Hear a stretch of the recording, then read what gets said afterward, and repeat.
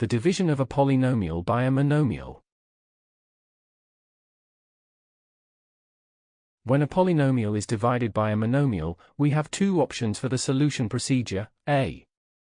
To factorize the common part of the variables in the polynomial first, and then simplify the expression by looking for common factors in the numerator and denominator, or B.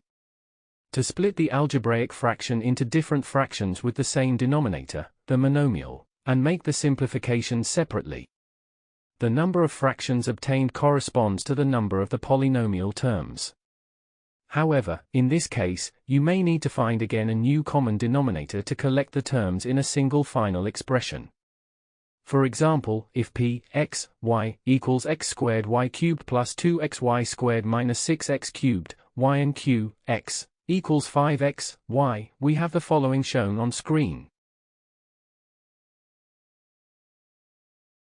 We have the following shown on screen.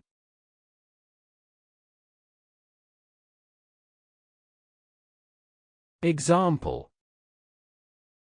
if p x y equals 8x cubed, y to the power of 5 plus 8x cubed y cubed minus 16x to the power of 4 y to the power of 4 and q x y equals 24x cubed y cubed, write p x y over q x y in the simplest form.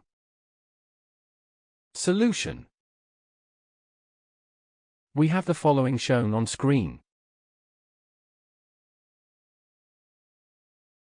That is all for lesson 11.2.6. To continue this tutorial, please watch 11.2.7, the division of two polynomials.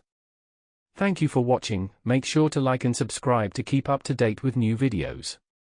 For more information, calculators, and tutorials, please visit www.icalculator.info.